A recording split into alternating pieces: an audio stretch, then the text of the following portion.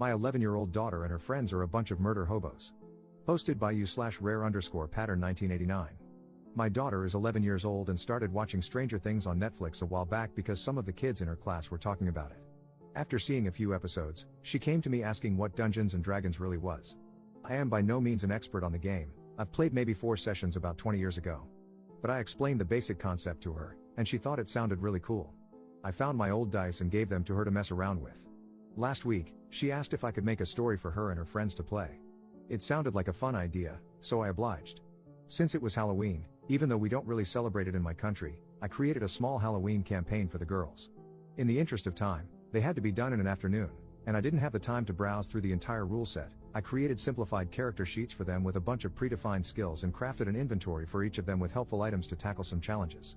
I made a PowerPoint presentation with several images to help them visualize what was going on and where they were.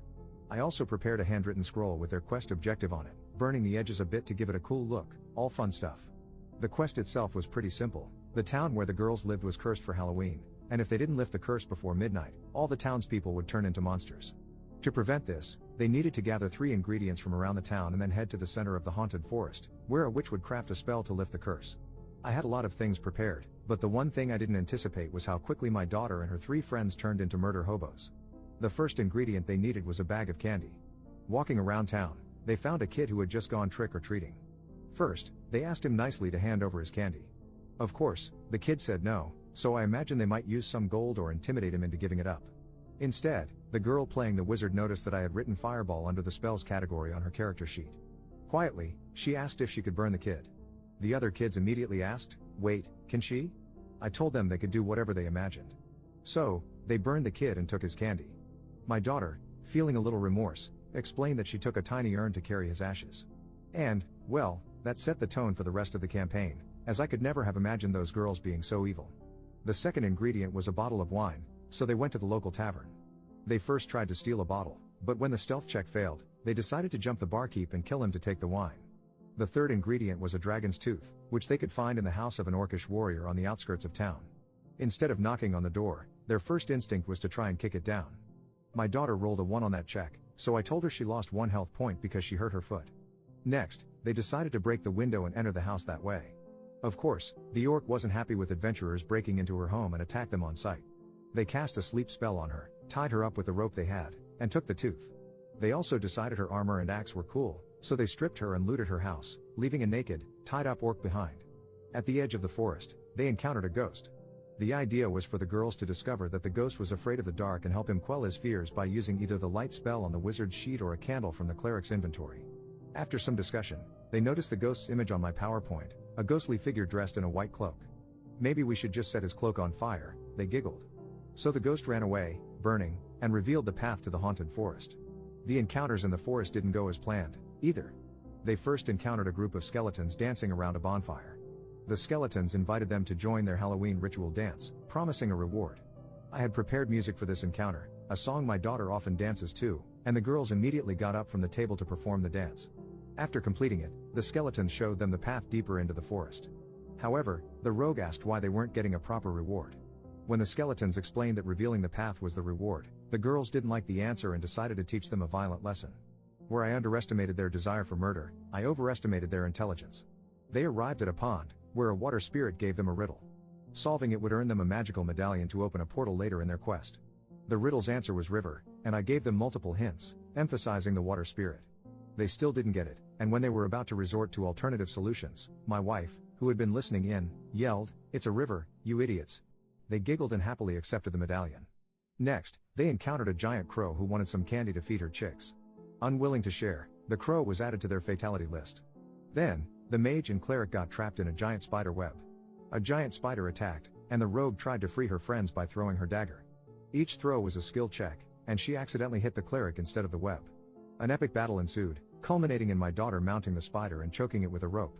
I let her roll for it, but when she succeeded, I explained that spiders have book lungs and don't breathe like mammals, so her plan didn't work. It was still a cool idea, though. They took a beating but eventually won, proudly burning the spider's corpse and carrying its ashes in another urn. Finally, they reached the magical portal. The medallion lit up, revealing a rebus puzzle. The solution was a phrase from a popular song in our country. It went over their heads until my wife glanced at it, gave them the answer, and they started singing to open the portal. Before meeting the witch, they faced a Trent protecting her. Initially, the idea was for the Trent to be persuaded by their noble deeds. However, given their chaotic actions, I changed it so the Trent demanded an explanation. The girls concluded, "He's made of wood, so we can set him on fire." Since we were running out of time, I played along, and a single fireball reduced the Trent to ash. The confrontation with the witch was brief. She crafted the spell they needed to lift the curse. The girls returned to town, where they were celebrated as heroes for their bravery. My daughter later told me that everyone had a great time and laughed about it all day at school. She asked if I could create another campaign for them. Next time, I'll definitely incorporate consequences for their actions and make an action-packed story with more battles. For now, I'll start by rereading the rules to make the next campaign even better. Update 2 months later. So, a while ago, I posted about introducing my daughter and her friends to D&D and how they turned into full-on murder hobos. After their first game, the girls were over the moon and eager to play again. Word spread around their classroom, and suddenly, instead of 4 players, I had 6 girls to manage in my campaign. With my busy work schedule and the holidays, I didn't have as much time to prepare as I did for the first game. Still, I had a good idea of what I wanted to do and had incorporated the advice I got here to create a more action-packed experience for the group. However, things didn't go as planned, thanks to something I hadn't anticipated: another dad joining the party. The day before the game, my wife got a call from the father of one of the girls. He'd heard about the game from his daughter and was excited to join since he used to play D&D a lot when he was younger. I already knew him from school drop-offs, but our interactions had always been lukewarm. He's a single dad who, as my wife has mentioned multiple times, clearly has a thing for her. They work at the same company, and while he's not the type to act on it, he's shy and socially awkward in many ways. When I was younger, I was a huge geek, but marriage, kids, career growth, and new interests had watered that down over the years. While we're the same age, he's just as into geek culture as he was 20 years ago, and every conversation we've had revolves around the Minecraft world he's been building for years. Once the game started, he went into full hardcore role-playing mode and completely hijacked the session, much to the girls' dismay. I had prepared predefined character sheets and classes for the girls, complete with detailed explanations of their abilities, just like last time. The returning players started in the same inn where they'd previously murdered a boy on Halloween, with his mother now looking for him. They giggled about the situation, explaining it to the new girls. The plan was for the session to begin with a bar brawl against some drunken dwarves. Tensions were high, and some of the girls were already considering using a fireball, but the druid dad stepped in. He diffused the situation by charming the dwarves, buying them beer, passing all the charisma checks, and peacefully settling things. Since my plan had been for the girls to find a quest-related note on one of the dwarves' mangled bodies, I had to improvise and introduced a mailman to deliver the note instead. The note invited them to meet someone at a house near the old watermill, promising a great adventure and information about a hidden treasure. Along the way, they were attacked by wolves, time for their first combat. Except, the druid convinced the wolves they meant no harm, bypassing the fight entirely. When they reached the house, the girls wanted to barge in, but the druid insisted on scouting for traps and suspicious activity. He found a bird to ask for information about the house. Meanwhile, the girls started getting bored and bickering among themselves. One girl said she threw a rock at another's head. When they found the front door locked, they climbed onto the roof, and one girl pushed another down the chimney. Inside, the druid took control again, methodically having the girls detect magic, traps, and hidden doors in every room. The slow pace frustrated the girls, who started losing interest. To make matters worse, when they fought among themselves, the druid gave a speech about teamwork. After painstakingly exploring the house, they found the book they were looking for. The next part of the journey involved crossing a hot wasteland, but instead of picking up the pace, the druid had them stockpile water and food for the trip. I tried to speed things up with an ambush by orcs seeking revenge for being mistreated in the previous campaign. But instead of engaging in combat, the druid demanded backstory, expressed empathy, and tried to resolve things peacefully. When more orcs arrived, he convinced the party to surrender and get captured. I had to come up with a dungeon storyline on the fly, but by that point, the girls had checked out.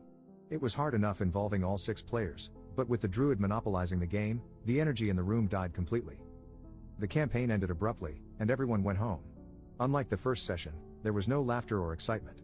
My daughter didn't even mention the game afterward, which was a stark contrast to the last time. I suspect that the druid dad inadvertently killed their interest in role-playing games altogether. What the girls wanted was a fun, action-packed adventure of kicking tail and taking names, but his complex role-playing and methodical gameplay completely derailed the experience. Op in the comments. I am just going to check with my daughter and see what she wants to do. With any other dad, it wouldn't have been much of an issue. You grab a beer out of the fridge during the toilet break, and it's solved in 30 seconds.